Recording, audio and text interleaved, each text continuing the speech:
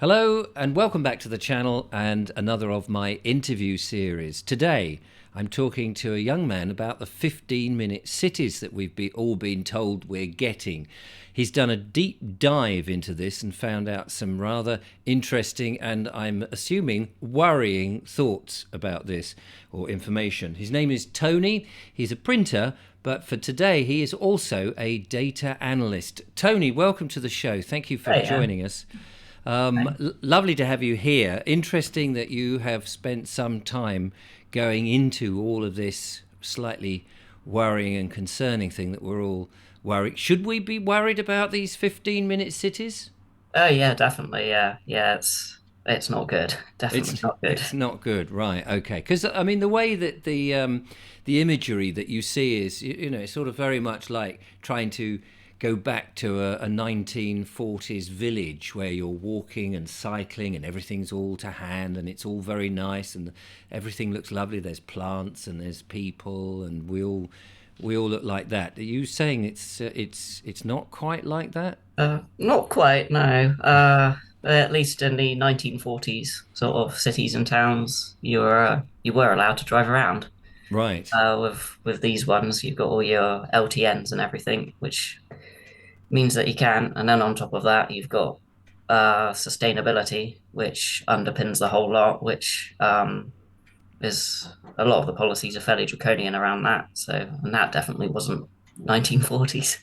So these are sustainability is one of those sort of weird words, isn't it? That it sounds okay. It's what's wrong with sustaining things, everything being sustainable and all of that. But actually, it has a somewhat darker side to it. Yeah, definitely. Yeah. It's definitely got a darker connotation. I mean, on the front of it, it all looks fine. It sounds all right. Plant the trees, sort of make sure you don't run any badgers over or whatever. That sounds all nice and rosy. But you Right. sort of go a bit deeper into it, with especially with what's UN's been publishing, and you're just like, yeah, this definitely not good. It's So all definitely all not. the information is out there. You just have to look for it. I mean, it's like so Yeah. many of these things. It's hiding in plain sight. We keep hearing this, and I guess most people are quite lazy, or they just take the headlines and think, "Oh, it sounds rosy. The pictures all look nice, and it sounds okay." But as you've just alluded to, it is quite worrying. So tell us how you got involved in this, and then we'll go into the findings. So I'd been seeing a bit about what had been going on in Oxford, and I thought, well, that's really doesn't sound very good. And then about a month later, my friend turned around to me and she came over and she was like, well, we're getting a load of houses being built behind us. She said, we've had no notification whatsoever. The planning's pretty much all the way gone all the way through. It's now up for to the town council for a meeting. I was like, oh, that sounds a bit odd. So I said, send me the link. So she looked around, went on the council website, and she managed to find the local development plan. So she sent me that, and I had a quick look into it. And a couple of hours prior to that, I read on the BBC about having access to green spaces within 15 minutes of your house. And I was like, why does it have to be specifically 15 minutes? I thought that was a bit odd. But anyway, Hmm. I started reading this document and it was coming up with walking and cycling plans, green spaces, sustainable development. And I was just like, that sounds a bit like what's going on in Oxford. So I dug a bit deeper and dug up the transport policy. And that was the same. I was just like, that sounds very similar to Oxford. I mean, sort of Cornwall Council down here, we've not got the um, penalties or anything for all the ULEZ, but it's still following a very similar route. So then I went into another document. I can't remember what it was called. Um, it was another sort of overarching transport one. But I went down there and then I saw the term 20-minute neighborhood. And I was like, right, this is definitely confirmed. So I then thought, well, I'll double check this theory. So I went on to Exeter City Council. They're a bit further behind from Cornwall Council and Oxford, but they were just starting to implement this. And I was like, okay, so you're doing it. Check Plymouth. That was doing it. I was like, okay. So I thought, well, I'll pull up a whole list of all the councils in the UK going A to Z. which is 320, 321 if you count London City Council, which is the overarching one for the whole London area. Um, my first one was actually a Durham Worthing, which I've not quite finished yet, and yeah, they're doing it as well. So it's all across, it's national. So I thought, well, I keep seeing it being referenced in there, the National Planning Framework Policy, which I haven't actually got around to reading yet. I've had a quick flick through it. It's like 200 pages long. Um, but that's underpinning the whole lot, including the transport policies. Um, I mean, all these documents are really long and they're full of waffle. So I don't blame people for not wanting to read them because they're really difficult to read. Um, but yeah, Deliberately so, presumably. sorry, Deliberately so, I I imagine. would say so. Yeah, it's. I mean, what I do myself is I'll go through them and I'll take notes to make it easier for people to read them. Mm. Um, and then I post them up. I've got a little site, little Google site which I post them on.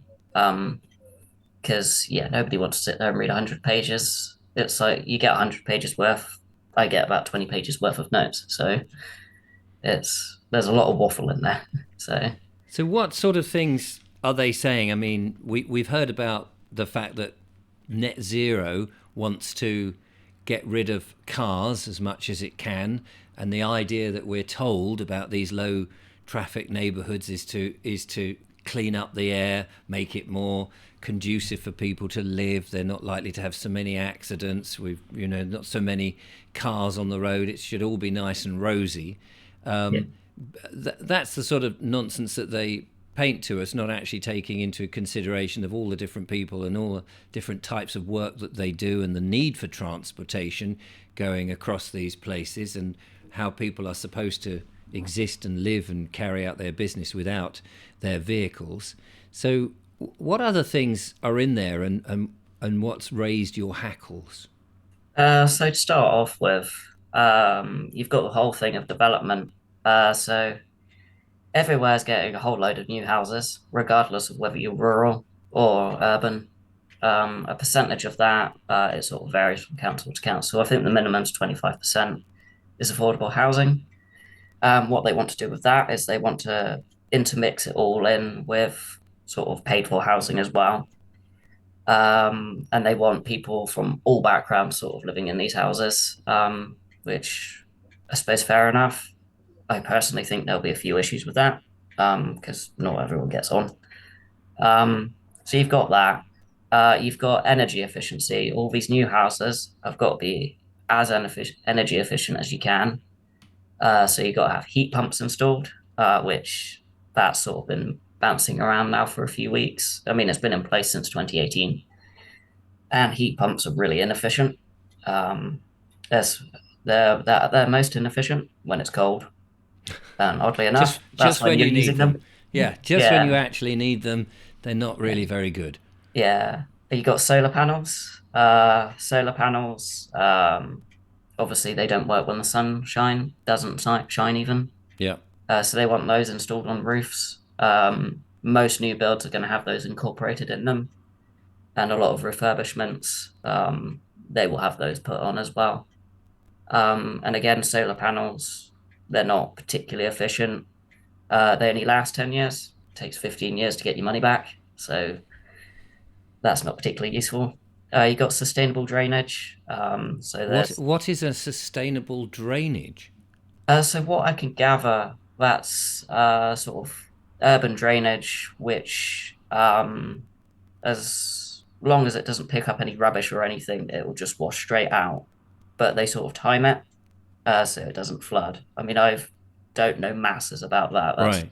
not I mean, something I I'm just particularly think. assuming that most drains are sort of sustainable. I mean, the Victorians built some amazing drains that we still use Oh today. yeah, You can't tell me they've not been sustainable. They've sustained 100 years. So yeah, I'm quite sure, these terms that they're using are sort of very flowery and ineffectual.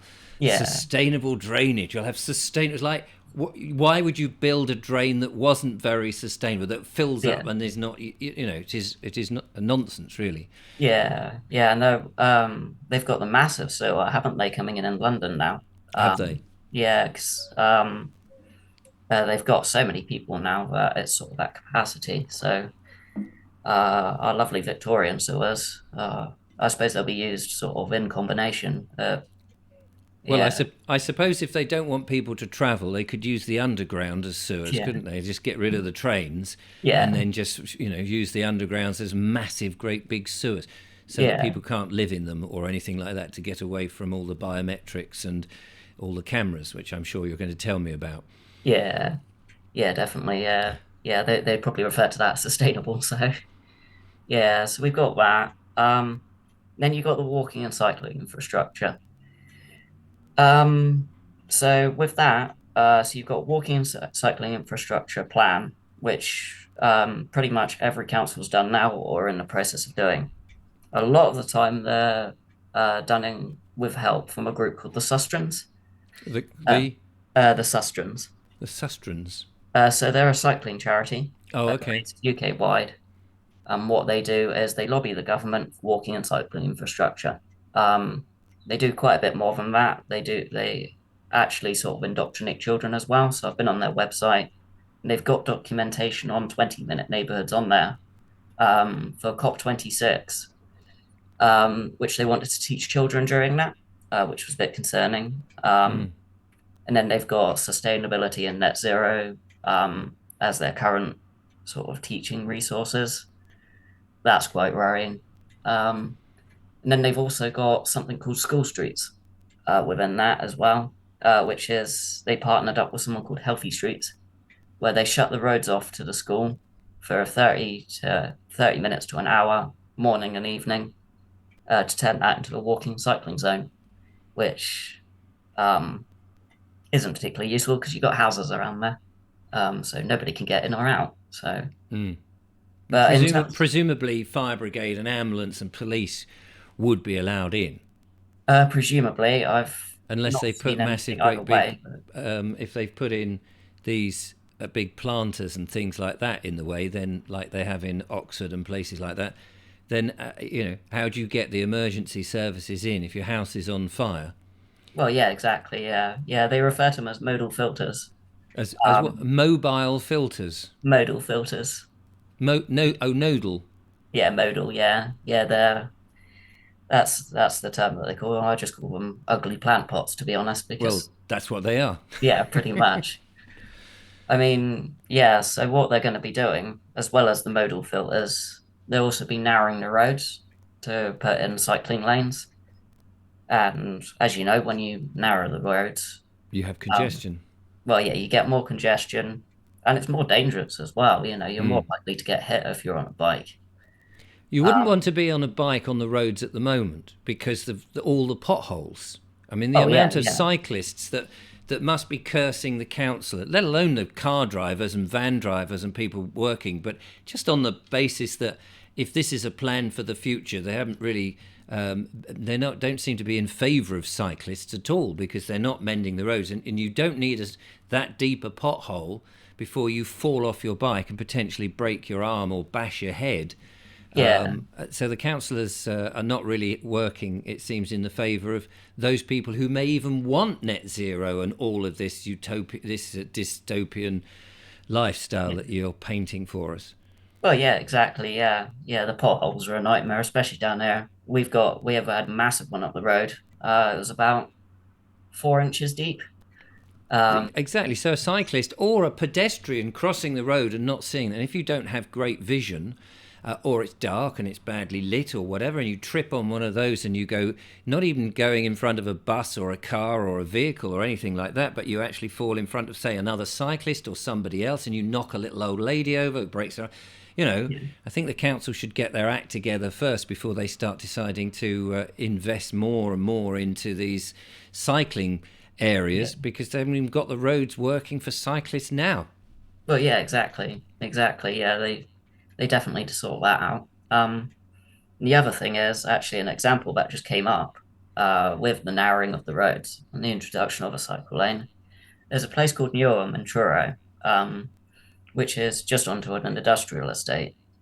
So they're going to narrow the road, introduce a cycle lane and a pavement at the side for walking. I think the pavement's been there for a while.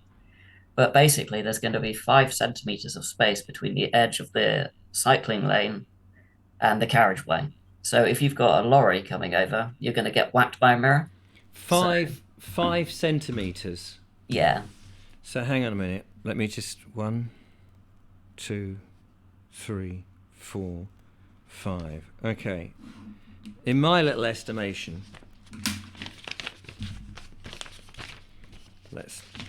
that length here is about 5 centimeters. So if that's the side of me, that's it.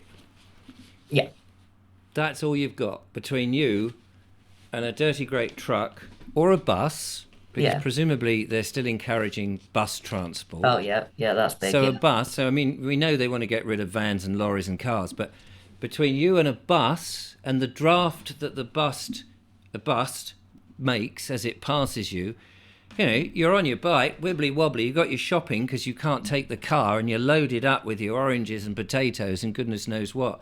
And a bus goes thundering past and there you are, before you know it, you're on the ground, all your shopping is reeling about, yeah.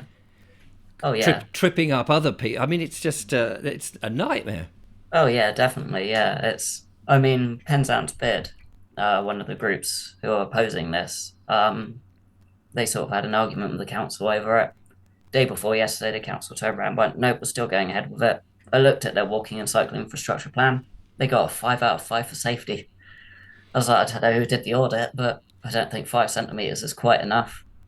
It's Well, when people get knocked over and killed, they might have to think twice about that. But nobody needs to be killed when it's blatantly obvious that 5 centimeters is a ridiculously slender amount of space between a yeah. human being and a moving vehicle. Well, yeah, exactly, exactly. It doesn't take much to come off. So it's No. yeah, no, it's awful. It's And how wide are the cycling lanes? Because some people will cycle at a sedate pace, and some people who like racing on their bikes will go at a much faster pace. And it wouldn't take much to be caught if you're overtaking and you've only got this slender track and you can't go into the road because there's a bus coming, yeah, and you get hooked on somebody else's bag because, again, you can't carry stuff in your vehicle that you might have done. So you're having to load it onto your bike like these, like an Indian train. You know, the way people are yeah. hanging off with all. Oh yeah, You'll be cycling along with all the stuff and that nice new cabinet you bought down at the cabinet shop, which is somehow wedged on there because you can't yeah, get that home. And somebody goes past, they knock you, you both go flying. The bus comes down, and then there's red jam all over the road. yeah. Pretty much. Yeah, yeah. It's It's, yeah, it's not good. no, I mean, I'm exaggerating, of course, but you've got to sort of allow for Yeah, accidents of certain magnitude, haven't you? yeah. You've definitely got to consider it. Yeah. Because well, it's a very high possibility. And actually, in terms of transporting all your groceries and your rather nice cabinet, they're gonna. I think in Bournemouth, I think it was. I heard they're going to introduce cargo bikes. Oh, Um, right. to Cargo replace bikes. freight vehicles. So what, these will be like tricycles of some description, presumably, I'm not quite sure what they look like. with a sort of glorified. You know, you see these people who are delivering food in boxes at the front. Oh yeah, But if a cargo bike, presumably, I mean, it's totally unlikely. So the poor sod who is now having to cycle with a whole load of boxes and things on the back, delivering everybody's food parcels. It, yeah. Oh yeah, you yeah. know, Tiring, definitely. yeah. I mean, you know, if you want to get fit, you go and do stuff. But to be forced as that as part of the job, if you're then got to deliver parcels within a certain time scale, as a lot of these van drivers have to do in order to get everything, and if you've then taken away effectively people's ability to have deliveries to shops, so people are then dependent more on things being delivered to their houses, it means that you're going to have more of these cargo bikes with Yeah, people who are obviously going to be timed and have to go through the paces. I mean, you have to be an athlete basically to Yeah. sustain a living on that. And if you're being fed bugs and all this other processed food, you're not being able to get up in the morning after a day doing that. No, exactly. It's yeah, and to be honest, I don't understand how you'd be able to fit a whole pallet on the back of a bike. I mean, I Well, presume you've yeah. got a trailer, but you still, oh, I'm thinking in regards to sort of reams of paper, boxes of paper. It's like, Mm, if you've got a trailer, you're only really going to be able to fit eight in there. And if you've ordered 20 of them, you're going to have to go back and forth, aren't you? It's, yeah.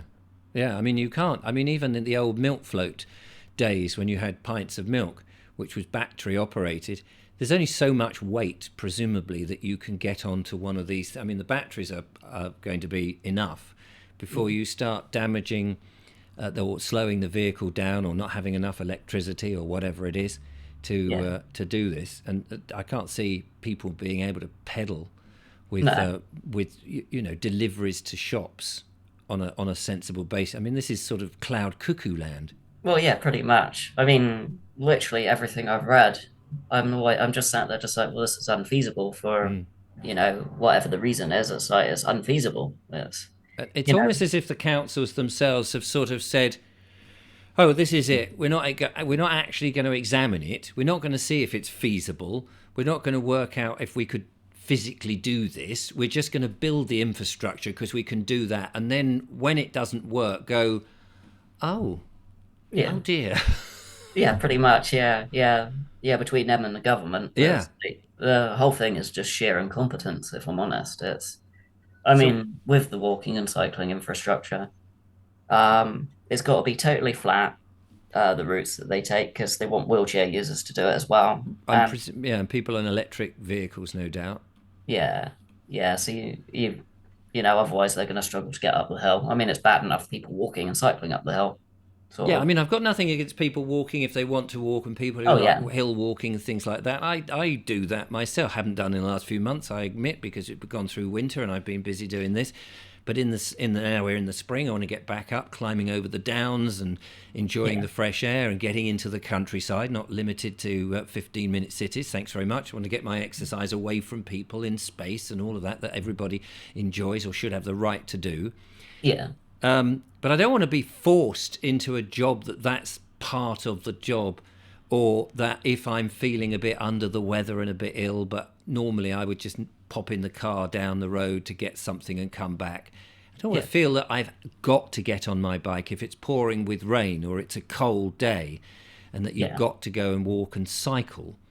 yeah. And you may not want to go on the bus for whatever reason. You may just want to, nip down there at your own convenience to enjoy the freedoms that we currently have, such as we have, with all the penalties of parking and this, that, and the other. But Yeah, the fact that a council is considering taking away all those major freedoms that we have by sovereign right and yeah, replacing it with what sounds like a very lovely, touchy-feely sort of place that actually will achieve absolute nothing and probably make people extremely depressed and poor because they can't get all the things and non-enriched, whatever the yeah, opposite of non-enriched, impoverished, I yeah. suppose.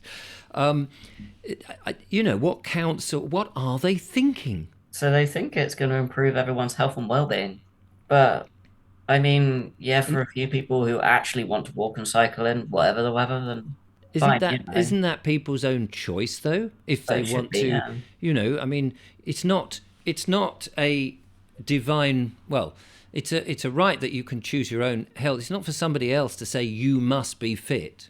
I mean, if I want to be ill and not move off the sofa and watch old films all day long, surely that's my choice. Well, yeah, it should be. Yeah, And it should be your decisions, And if I want to take a taxi or get on a bus, that's fine. Or if I want to get in my own car or go with the family in a car where we can play our own music and have a laugh and a sing-song and have a conversation, we're not being overheard by other people. We can open the window when we want to Yeah, and, stop to go to the lavatory somewhere or stop to go to the sweet shop and buy a few little treats or something.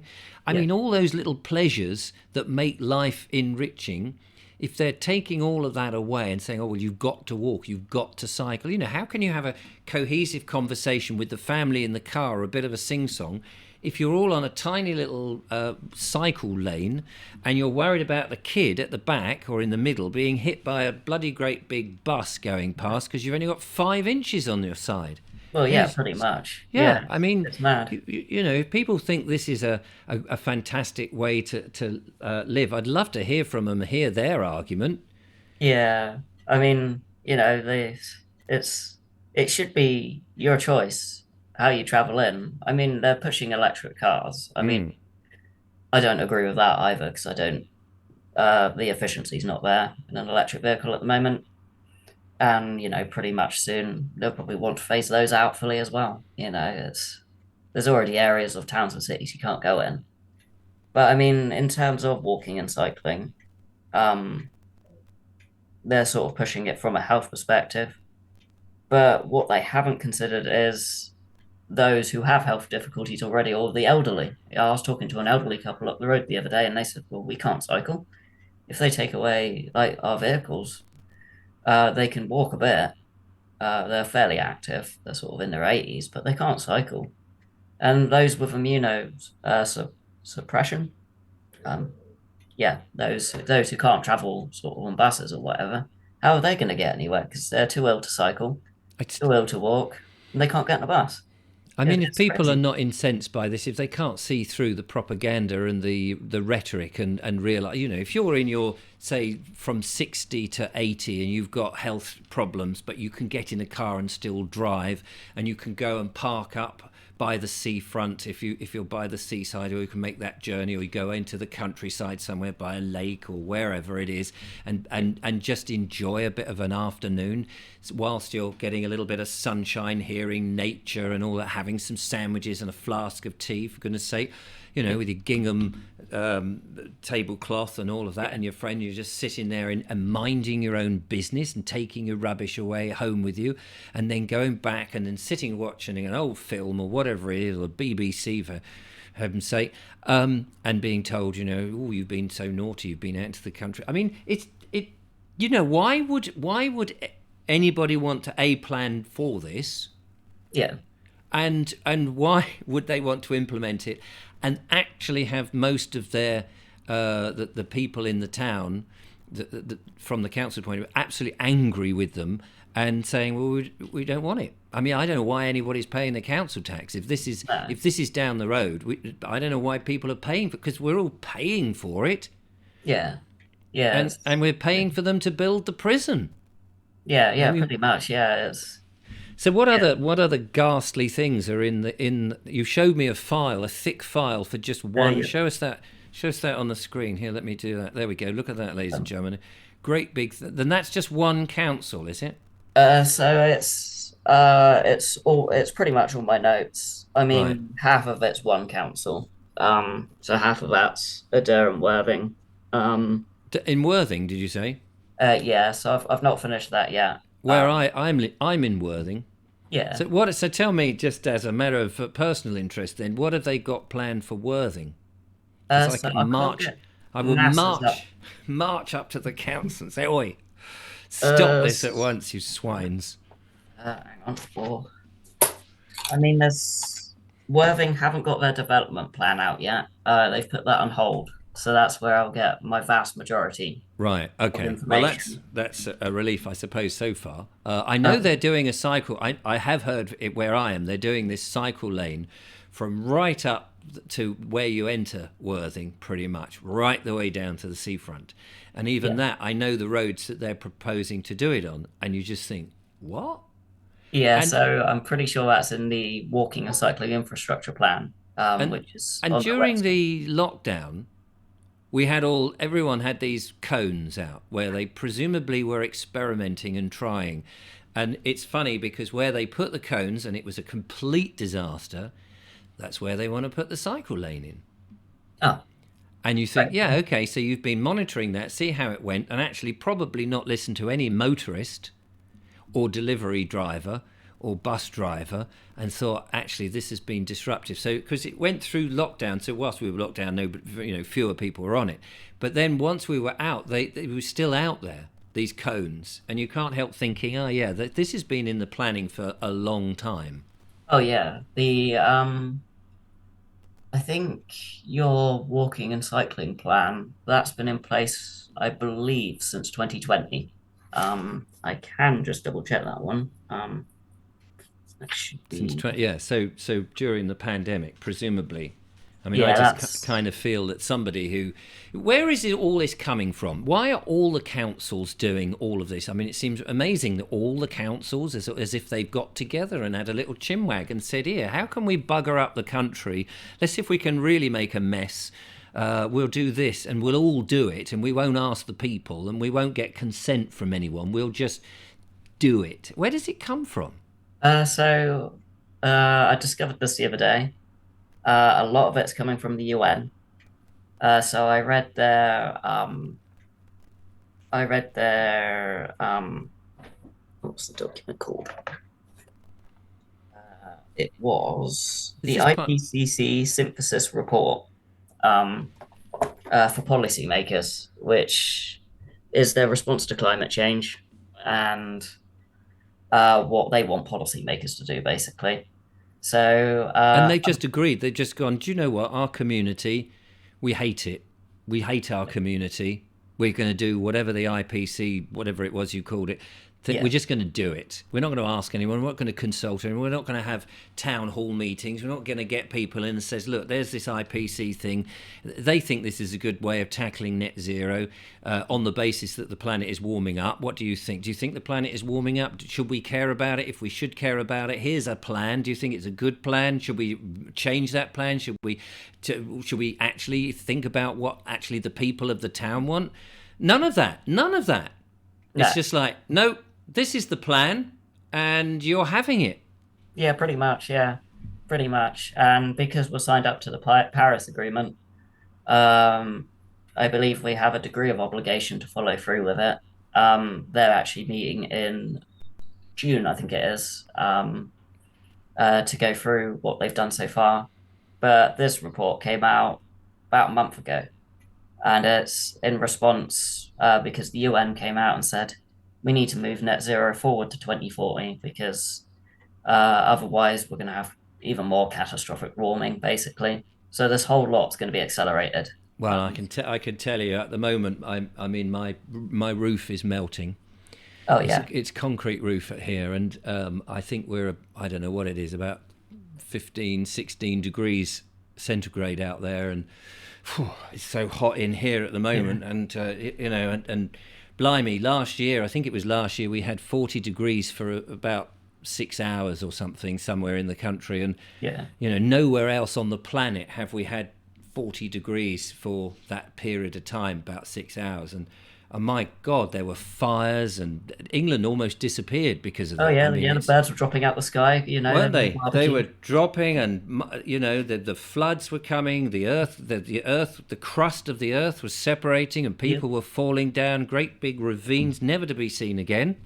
yep. And yeah, so we've got to bring this back by 10 years Oh to yeah, 2040, because which of course in and of itself then means, how the hell, I mean, for one thing, the infrastructure that they want to build with the solar panels and the wind and all of that nonsense, it was going to be extremely difficult, if not nigh on impossible, to train people, to get people to have the money in position to do all the things they wanted right up and down the countryside by 2050. yeah, If they take 10 years off of that, I mean, it becomes so laughable that yeah, I don't know how people are not just going, you are insane. yeah, yeah. Pretty much. Yeah, it's madness. Um, and actually, on the topic of the UN, with our lovely event that's going on tomorrow at 3 o'clock, that comes from the UN. It's in the report that I read. It's a adaptation to climate change. So they'll text you all the time about your lovely heat waves or nice floods. Even though it's just because most people would categorize that as nice weather, Yeah. but a bit damp, basically. Warning, warning, warning, ladies and gentlemen. the weather now is reaching 19 degrees centigrade. You need to go inside, shut your windows, and stop breathing immediately. Pretty much. Yep. That's pretty much probably what they want. The thing is, I just don't understand. I mean, are they thinking they're engaged with robots that we don't think for ourselves? We don't have the capability of thinking. If they do this on my phone, I should go to a 2G phone. I don't care then that I can't watch YouTube videos. Obviously, people need to be watching my videos, of course. But I don't care about that. I will go back to a much simpler phone where the bastards cannot keep interfering. What right do they have to keep interfering with my life and telling me all this stuff? Sorry, it's so interesting what you're saying, and it's so important. Yeah. So the warning thing is already been. It's not just the government coming up with a good idea now. All of us. It's almost as if somebody said, did you not know there's this feature in the phone that it's been built into the phone. It's never been used. No one ever uses it, but it's been built into the phone. We can get to people with these emergencies. Oh, I didn't know that. Yeah. Well, let's write that into our thing. Right, that'll be a good one. We'll get at them that way. We'll worry them left, right, and centre. Yeah. And I mean, it's not like they're going to be texting about anything particularly useful anyway, because most people know what the weather's going to be doing. They know it's going to be hot, so I'll drink more water. They know it's going to be raining, so. And how many disasters do we have here in this country, in the UK? How many? I mean, very rarely do we get like a Boscastle flooding or something like that, and it's only local to that area. Exactly. It's not suddenly everybody needs to know. Yeah. It's so rare. Yeah. And it's not, and it's not, global warming is not even a thing. Let's just put that on the table. Mm-hmm. That is not even a thing that we need to worry about for at least 100 or 200 years. And it's only by 1 or 2 degrees on that huge span of time. And that's just a natural thing. Yeah. So quite why we're having to think in the next 20 years, we've all got to, oh my God, the phone, oh my goodness, something's happened. I mean, they refer to it as human-caused global warming. There's a lot of factors which, there's a lot of natural events which cause carbon. And carbon's not really even a problem. You've got Milankovitch cycles, which is to do with the Earth's orbit. That changes, I think it is every 100,000 years. We're in a warming period at the moment. And that's got nothing to do with humans. No, exactly. Volcanoes going off. Nobody went up to the volcano and went, right, you go off now, please. Yeah, obliged. It's ridiculous. It really is. I mean, if I don't mind them planting a few trees here and there, as long as it's not in the middle of the road, which I'm sure they'll do at some point in a nice pot. I don't mind that. I'm picking up your rubbish. That's fairly obvious. So is there anything we've not covered that's in their plans? So there is a big thing, which is if you go to the end of the document, I can't remember what page number it is, but if you just run a search on it, search lock-ins, because that is mentioned. Lock-ins? Yeah, and they say, they said... and that's not the sort of thing you go down the pub and at the end of where it says, time, gentlemen, please. Right, we'll have a bit of a lock-in here. All right, we'll shut the door and all have a good drink. Not that kind of a lock-in, are we? We're talking about the lockdowns that we've had. Yeah, they're... I'll pull up my note. I'll read out my note to you. Yeah, do. Sorry, I've got so many files on here. I hope you've backed all this lot up. So I've got it paper. I've got it typed up and it's in Google Drive. So as long as you have a house, you'll be typing it up the old-fashioned way. Yeah, on paper, printing it out on paper. Well, you're a printer, aren't you? So you can print out 1 million copies.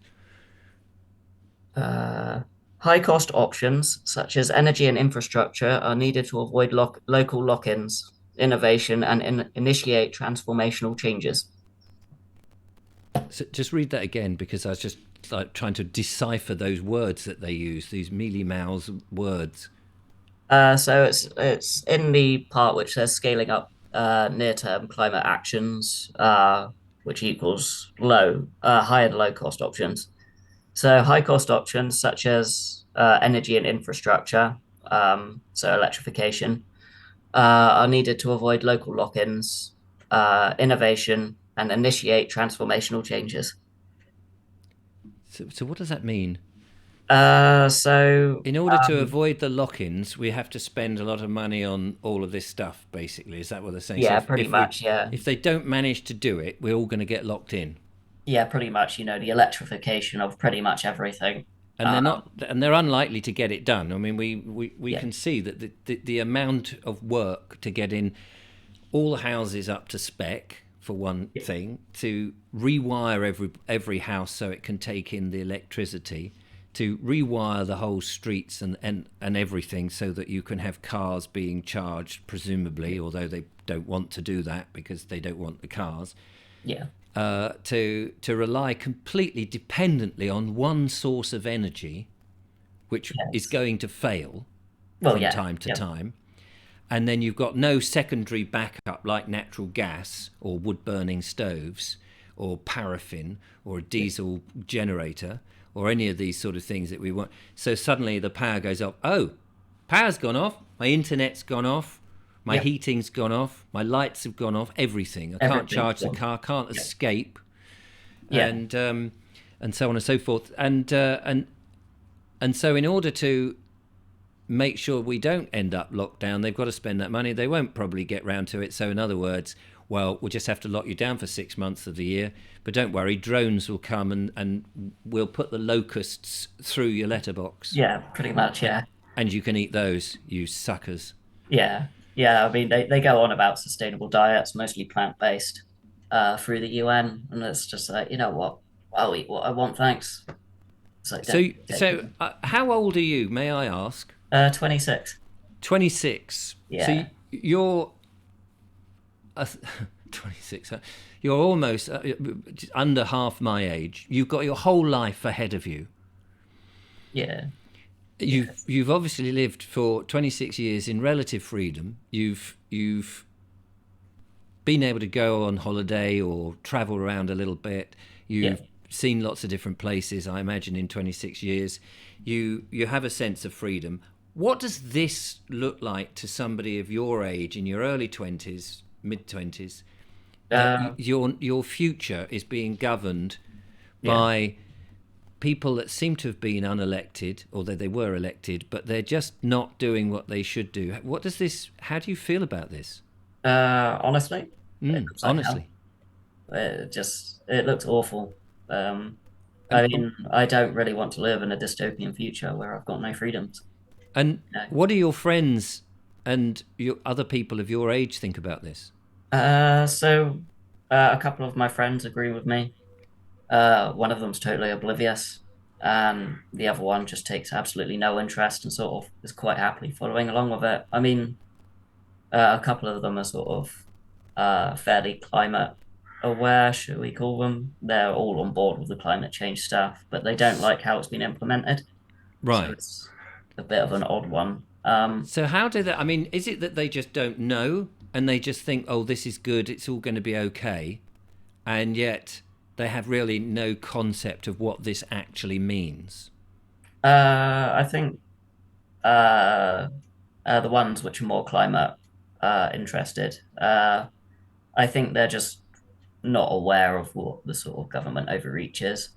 I mean, one of them is they're aware that government is stretching too far, um, but they're still sort of partly on board. And I mean, three of my friends that I've got, one of them's a bit older than me as well. It's a bit. They're all on the same page, so I've got a bit of a mix, really. It's So what's your feeling from your generation across the country, talking on social media to people who are within your age bracket? Are there people aware of this? Are they talking? Are there groups? Is there a sense of, hang on, this is our future? Because it's all right for somebody like me who's going to be 60 this year, and I say it's all right for me. I'm not happy about it at all. I'm hoping I've got another 40 years ahead of me. I'd like to sort of pop my clogs around about 100, thanks very much, if I can keep myself healthy and all the rest of it, or at least into my 80s like my father did. So that's a good 20-something years. yeah, I don't want to see this country. I've got grandchildren. yeah, I've got children, of course, who are just a little bit older than you, but in their late 20s, early 30s.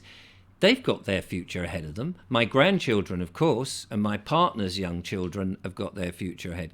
So, do you get a sense from social media if you're on it what other people of your age, that generation, whatever, what generation are you in? Gen something or I just made it into Generation Z, but generation? about half a month. So Right. So, um, what is there a feeling that of complacency? Are they interested in this? Are they aware of it? What's your feeling? um, I mean, to be honest, I'm not hugely social on social media. Absolutely Right. hate it. But from what I do see from people around me and sort of YouTube and sort of other creators, I tend to see that most of them are either on board on what's all going on because they've gone to university, they've been indoctrinated, or what's it? Yeah, most of them are just on board with all that. They're all climate change activists. You know, I've lost friends over this. I Uh, can, yeah. Well, it's I think we all have. Anybody who's seen the light and can see the dystopian future that's been planned and mapped out for us, and not allowing us to have a say, apart from those who've been indoctrinated, who are sort of basically saying, "Bring it on, lock me yeah, up now." In my cell, give me 2 minutes of sunshine and a pile of bugs, and I'm happy. yeah, That's their choice. They can have that. They don't have to disrupt everybody else's life. They can go and do that. yeah, yeah. It's down to freedom of choice, really. You know, if you want to cycle to work, um, if you want to sort of eat the bugs, if you want to have a total vegan diet, that's entirely up to you. But don't moralize me, basically. That's and also actually just one of the bigger things in terms of all that. I found out that the councils use an app called Strava. It's walking and it's a cycling app, but you can also do running on it. So they're pulling data off that of your cycle routes, your individual cycle routes, pulling it into Strava Metro, which is an online database, and analyzing it there to set up these routes. So if you got Strava, I would suggest turning off your data sharing. It was terrifying. Strava, is it called Yeah, Strava? So yeah, if you've got Strava, your data is being removed without your knowledge, presumably. yeah. You've got to go right down into the settings. It's under something fairly weird, like heat map, I think it is, and it's under there. And they say that it's to improve walking and cycling in cities. This is worldwide. It's not just the UK for that one. It was I double checked it on someone else's phone that uses it, and I was like, yeah, you need to turn all that off. It's it's madness. When you've done a deep dive on Worthing, Yeah. can you send me the details? Yeah, that's fine. Yeah. I mean, I've got part of it already up. So what I'll do is I'll finish writing everything out. Do you want Adair as well, or just Worthing? Because they're kind of mixed Yeah, why together not? in part. It's just that I would like to go to the council and at least put it around to people. We've got an election coming up, so it's interesting to know what the next government are going to offer. Are they going to, and if going in with the facts and figures and you've disseminated them into a clear language rather than the stupid nightmare language of sustainable. Yeah. It's all very sustainable and we'll be fine. Don't worry about it. Yeah, All pretty of much. that crap. Yeah. Then one can sort of, because I have a feeling that the councillors themselves probably have no, I mean, they're all going to be living in these environments themselves and don't realise they're actually planning the prison. Yeah, pretty much. Yeah. I mean, a lot of them I don't think are aware. I mean, I don't think my local council is aware. I mean, it is coming down to the neighbourhood level now. If you look at your local council, so if it's a district council, then your transport plan is probably in your county council. I'd sort of look at both. Uh, then you go down to the neighbourhood, and sometimes you can even get down to the town council level. Like my town council's got something out and I'm not happy about it. I'm in a pretty much as rural as you can get. So it's, but yeah, I'll send it across to you. The climate assembly was quite interesting. There was a lot of indoctrination of children. Community soup, if anyone wants community soup from what you've grown from your nice little community allotment. It's like lovely. Well, I can imagine, community food is nice if people know what they're doing and they're able to grow stuff and all of that. But we presumably want a choice. Yeah, presumably. Yeah, yeah. It was mad. The whole thing But was just mad. well, Tony, it's been enlightening. It's been a joy to talk to you. Thank you for going through and disseminating all of this and working it out and being able to decipher the code of their nonsense language. That's right. And Thank you and for more having me. power to you. We need more, particularly the fact that you are a young man whose future this is and how absolutely vital this is for not only this country but other countries around the world. I hope that there are other young people who are thinking about their future and not just taking in Netflix and big buckets of crap food and just thinking, oh, this is life. Yeah, More power to you, and thank you so much for bringing it to my attention. it's I will get. I'm had a ban on YouTube at the moment as I record this. Hopefully, next week I'll be back and I'll be able to post this. I don't think we've said anything too dodgy that YouTube will come after me with the censorship stick, and hopefully more people will hear about this. I presume that you're just working alone. You don't have a website. You're not part of an organisation or anything um like that. so I'm working on my own, but I've got a Google site that's called Our Dystopian Future, which is the same for my Twitter. So I've set that up where I share what the government are actually Could you doing. send me the links, I the can do, yeah. the URLs, and I'll put them in the description, and then people can see what you've got, and as you upload more bits and pieces to inform people, that would be fantastic. This is vital information that is out there, but as we said, it's hard to decipher, and it needs people like Tony to go and do it. Thank you so much for talking to That's me, all right. Tony. I really appreciate That's all it. right. It's been lovely. It's I've been a fan of yours for quite some time, so it's Oh, been good to thank you finally have so a chat. much. So Well, we're all working on the same side, and yeah, however we do it, it's so vital at the moment, and I really yeah, appreciate your time. And good luck with it everything you is. do. And Thank you. yeah, do gauge other people if you get into conversation. Just see, test the water, because it'd be fascinating to see what the young people think, because I Yeah, just don't think enough of them realise. Because I think if they did, they would be doing something. yeah, Yeah. yeah. I'll definitely start trying that. It's always nice to spring stuff randomly on people as well. Absolutely, It's yeah. It's whether they believe you or not. That's another thing, isn't it? yeah, well, the evidence is all there, so just all they've got to do is look it up and Yeah, decipher it. So brilliant. Thank you so much, Tony. There you are, ladies and gentlemen. We need more people like Tony to deep dive down into this sort of stuff and decipher the code and work it out, and then spread the word. Because unless we know, we can't do anything about it. I will be back with more interviews very soon. In the meantime, big thanks to Tony, and from Tony and I, goodbye.